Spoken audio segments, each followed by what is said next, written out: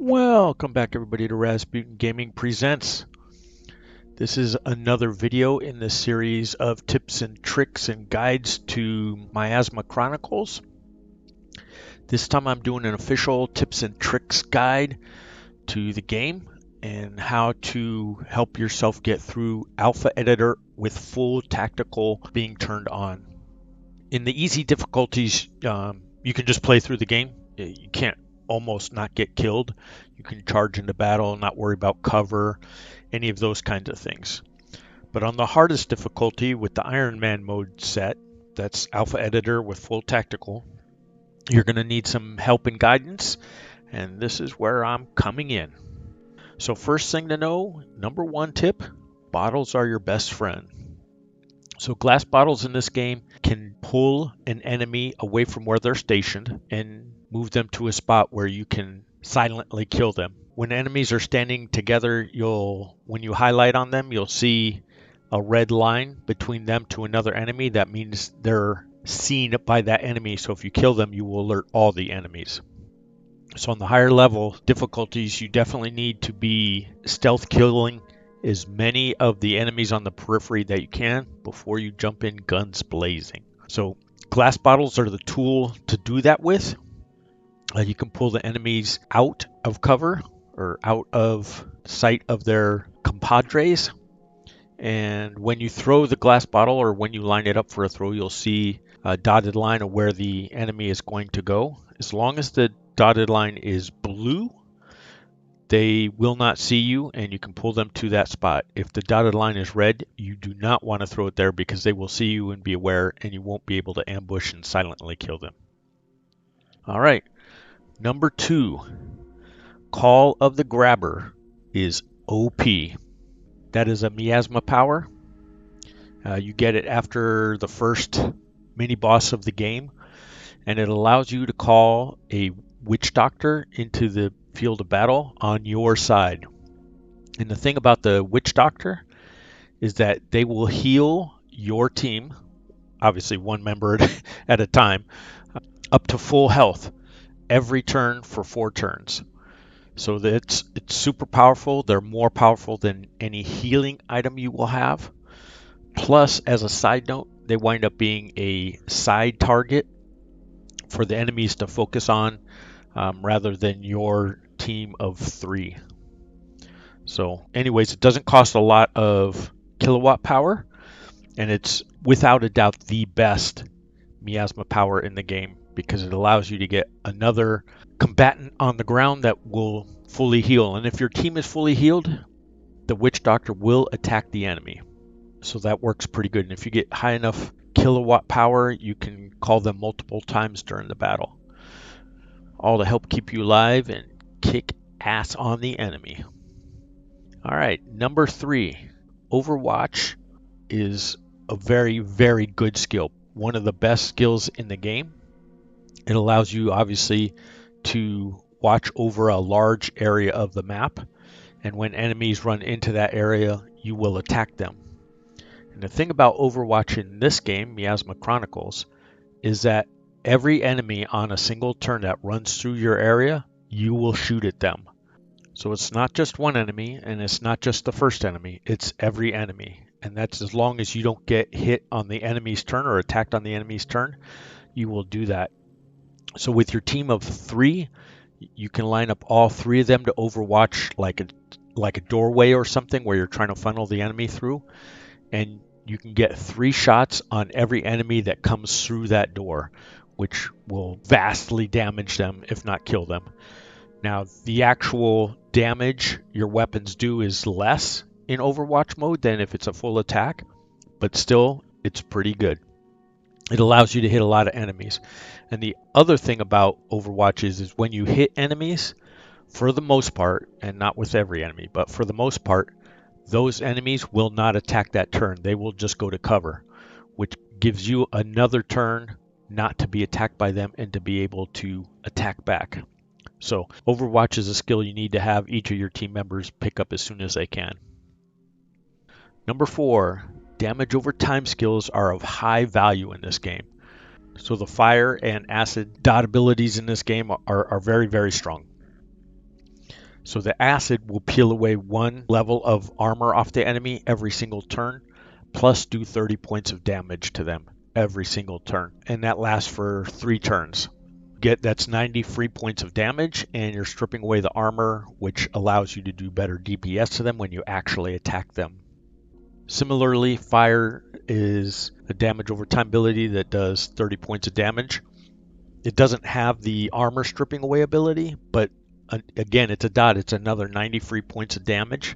So getting the fire skills and the acid skills are important to your ability to be successful on the highest difficulties, because you'll want to jump out, apply the dot and then back up, drop back into Overwatch or something like that, and allow the dot to do its work. So again, try to get your dot abilities as quick as you can. On the flip side of Overwatch and dot skills are the health skills, and those are of low value in this game. They're pretty strong in the very beginning because it's a set number, but the higher up in levels you go, the less and less value the health skills have.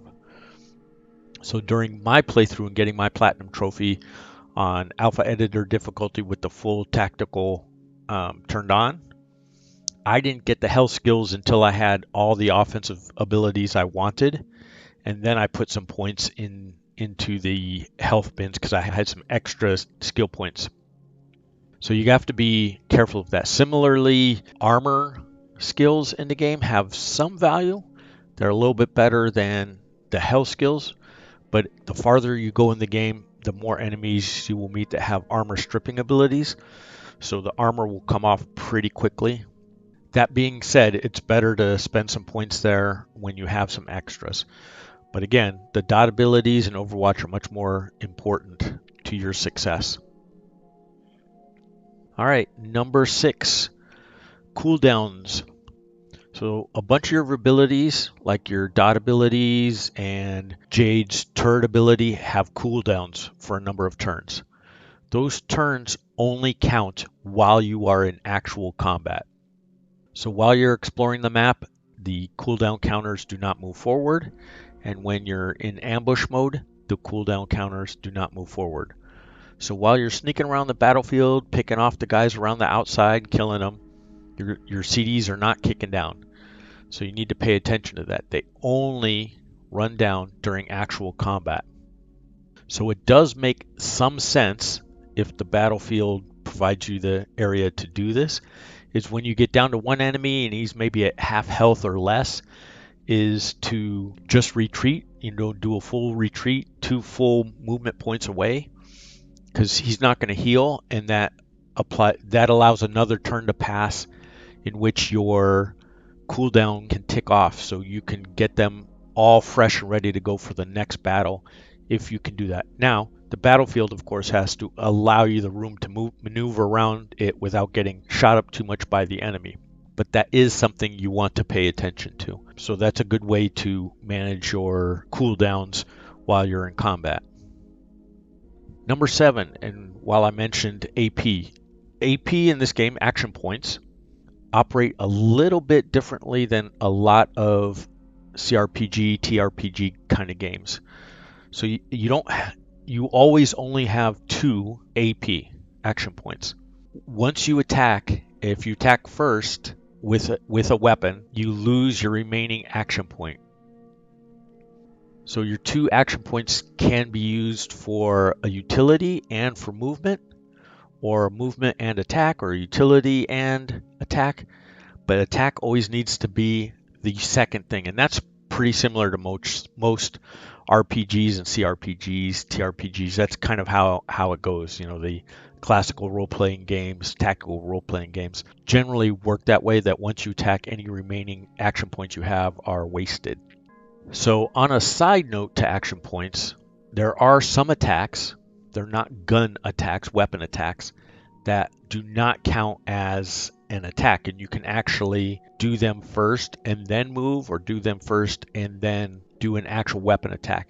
And it's things like Elvis's glove stunning power, or Diggs has ability to tackle or even leap, where you can stun enemies, and that doesn't count. So you can With digs, you can tackle an enemy and then shoot him if you want. So the tackle does not count as an attack AP. So that's something else to remember. You can get in double the damage in some cases if you're smart about how you manage the battlefield and how you manage your enemies. All right, number 8, and this is a biggie. You can respec any of your characters at any time in the game as long as you are not in combat. So if you have a setup that you find out is not good for robots, for example, that are immune to fire and you have fire skills, you can respec your crew to take off all the fire skills and put on acid skills or something else of that type. So that's something to look at, is understand your enemies, because a lot of them are immune to different things. Some are immune to EMP pulses, some are immune to fire, some are immune to acid. But you can respec at any time and set up each of your team members in the most optimal fashion before each and every battle. So that's going to be key if you find yourself struggling through the game. Now, me personally, I only respec once my team, and that was right before the very last boss fight in the game. And that was just to optimize the setup, because the last fight is extremely, extremely difficult on Alpha Editor with full tactical. Now, mind you, I only played through the game one time. I played it on the hardest difficulty, like I mentioned, with the Iron Man mode on. But in doing a little research, I saw how difficult that fight was going to be, so I was made sure that I had the right skill sets and abilities, miasma abilities, to optimize victory in that last battle. So these last 2 tips and tricks are kind of a cheat mode. Since you know that this is geared towards Alpha Editor difficulty with full tactical on, there is a single save slot that you cannot save to. The game does an auto save at different periods of time. So it auto saves whenever you go to a new zone, and during combat it auto saves at the beginning of your turn. So how can you use this next tip and trick, which is save scumming, to help yourself? So at the beginning of a fight, when the game makes a save, you can attack in the beginning, and if you think you should have had a crit, let's say you have a 50% crit and you didn't get it, you can go back into the menu and hit load latest, and that will take you back to the beginning of your turn of that round of combat. So you can kind of optimize what you're doing. Now note that if you do that after you have 1 or 2 successful attacks and the third guy misses, if you hit the load latest, you're going to reset all of your team. So it resets once at the beginning of each and every time you have a turn. So that's the way that works. So it does allow a little bit of save scumming and a little bit of way that you can kind of manage your way through some of the tougher battles by paying attention. If you make a mistake, let's say you, with your 2 AP, you reload a weapon and then you want to move and attack something, and you forget that you've already reloaded, and then you move and you can't attack. Obviously, you can go back and hit load latest and redo that round and not make that same mistake again. So there is a little bit of way that you can find some forgiveness in this hardest difficulty of the game in Iron Man mode, for sure. I used it a couple of times, and because of its utility, it can affect how you build your team. And I will explain that in a different video when I do team builds for your team. The second part of save scumming that you can do, since this is a PS5 game, before you start it, if you turn off, before you start Miasma Chronicles, if you make sure that you have the automatic cloud saving turned off, that will allow you to manually make a cloud save at key points in the game.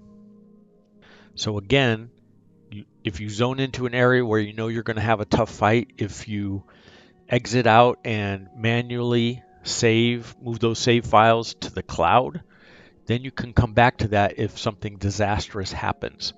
So again, it's a single player game. Play how you would like to. I don't consider it cheating, but maybe you do. But for me, I'm not a big fan of having to play through games twice. So since to get the platinum trophy in this game, you have to play on alpha editor difficulty with full tactical turned on. So I used these save scumming options to help me get through it rather than play on an easier difficulty all the way through and try and learn the fights and understand what's happening, because that's just too much time being put into the game for me. There you go. Those are your 10 tips and tricks for getting through Miasma Chronicles on alpha editor difficulty with full tactical turned on. I hope you have found this video helpful and these tips and tricks helpful to you to getting through. Don't forget to leave a like, drop a comment whether you found it helpful or not helpful, or whether you think save scumming is cheating in a single player game or not. And if you would be so kind, since it doesn't cost you anything, please subscribe to the channel. It helps me out a bunch. We're starting to get a little bit of traction with some people. I'm trying to get to 1,000 subscribers here. I appreciate all of you that do continue to support the channel and do continue to check out the content that I'm making. So with all that being said, stay safe out there, and I hope you have a fantastic day.